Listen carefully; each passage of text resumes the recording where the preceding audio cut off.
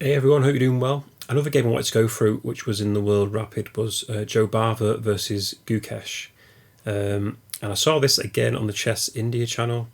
Jobava looked really annoyed at the end of his game. I just wondered why. Obviously losing's never good, but I just wondered if it was something in the game that he was annoyed at. And to be fair, it was actually quite an interesting game, and I think he overpressed, which is why he was so annoyed with himself. So in the game, Jobava was white and Gukesh was black.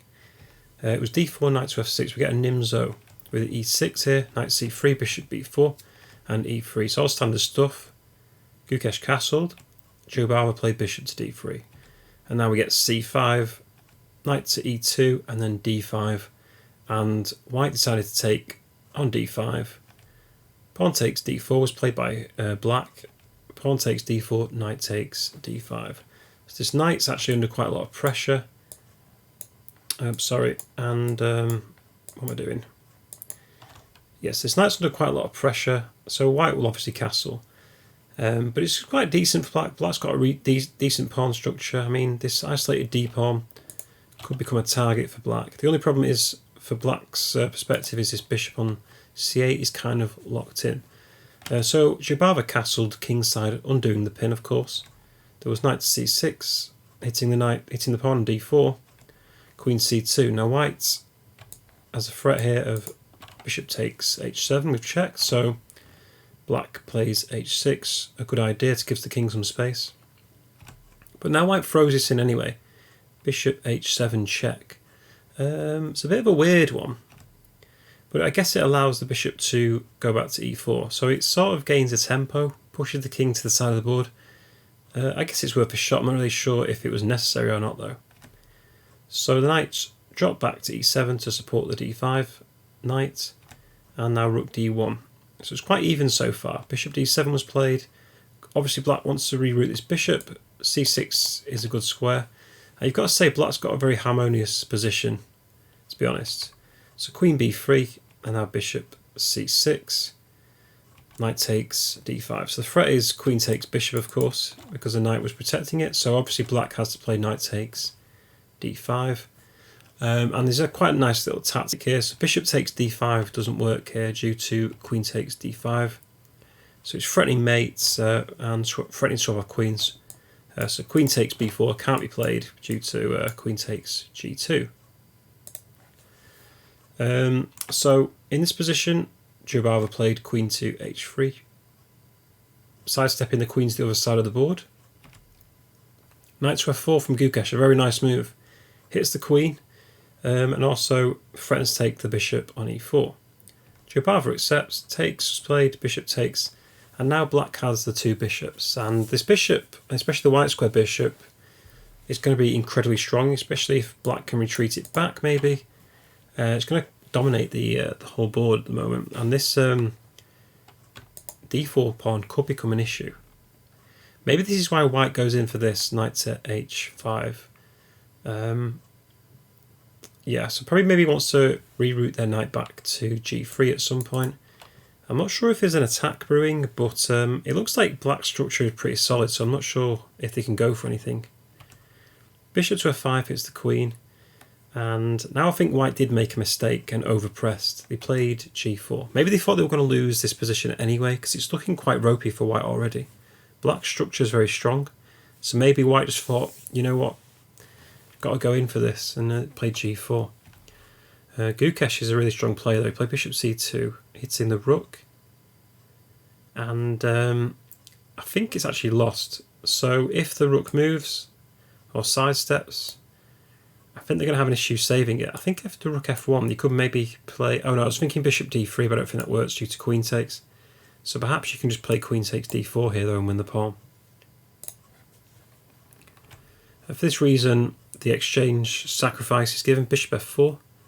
There's bishop takes rook, rook takes bishop, bishop takes d6, offering the exchange of pieces. So black is now ahead on material.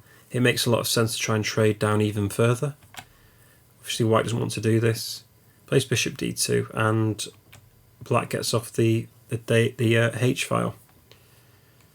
And now Jobava does go in for it. Goes for knight takes g7.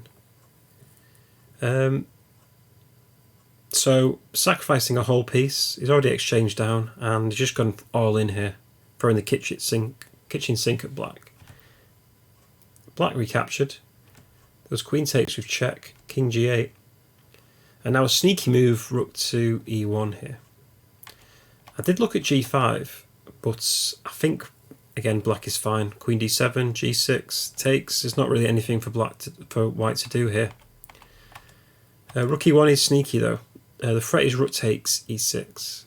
For instance, if black now plays a normal move, rook c8, white can play rook takes e6. If pawn takes, there's a perpetual with check. And I think actually white would have been very happy with that. But after rook e1, you can just play rook e8 as black. Jobava tries bishop g5. There's bishop f8, queen h4, and bishop to e7. So now white will have to exchange bishops. So rook e5 is played, bishop takes, rook takes, and king to f8. So basically white's a whole rook down, but they might have some tactics here because it's quite dangerous. If the king can escape, black's probably winning this position. d5 is played, trying to open up more lines against black's king. But king e7 looks fine for black. Obviously rook g7 discovered check, but after this move, king to d7, check, and king c8, it does look rather scary, but I think black's just about fine. Because you can't really take on e6, because then just rook takes, and even there's not really anything for white to do really. Eventually, it looks as though black's rather safe with the threats of their own, with the rook and queen bearing down. This g4 move weakens white's king a lot. In the game though, we played queen to g3, so targeting the c7 square perhaps, maybe threatening to play d6 next move. It's a decent idea, but Gukesh just blocks it off. Rook e7, there's queen c3 check, rook c7 attacking the queen, forcing white to exchange further. So takes is played, queen takes, and now white just goes in for this, d takes e6. Exchanging queens, king d8's played, f4, king e7 and f5. Yeah, this looked really interesting on the Blitz video because if you're an outsider looking in, it looks as though 4 pawns versus a rook. It looks as though white's doing really well here, but actually black's got it all under control. First of all, he plays rook to c8. The king comes up to g2, and now rook takes c3. It's very important. It just cuts the king off, and to be honest, it's going to be very difficult for white to promote these pawns. He tries though, he plays h4, which looks like a good move. b5 was played, so black wants to get a queen of their own, sorry. There was h5, b4, and h6. So it looks as though white's going to promote here, but luckily Gukesh actually finds a really nice move. Just king f6. If this pawn goes further, then you're going to play your king into g7. And I don't really think you can promote here. You can try moves like maybe f6 here. It looks quite dangerous, but then just king takes, I guess. And even if e7 here, there's always just rook to e3. And it looks as though black's going to win the game comfortably. It does look rather scary though if you're playing against it. So h7 was played in the game. Rook c8 was actually played, which is actually a better move. So now the whole file is completely covered by this rook on c8. So king f3, so the king can go up, but yeah, black finds a really good move now. I wonder if you can spot it actually to like just completely stop white's advancement, because Gukesh actually played king e5. Good move, because the rook covers all the 8th rank squares, so e8's covered, h covered. White can't play f6 anymore because the king covers it, and they can't move this g-pawn because then the king will take on f5. So basically white's busted here.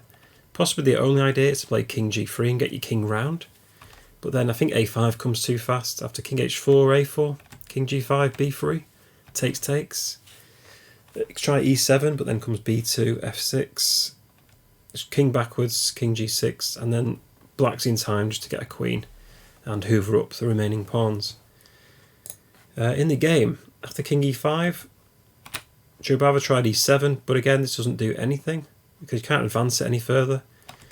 So now black just concentrates on their own queen. King g3, a4, king h4, b3, takes, king g5 like we saw in the previous variation, but now comes b2.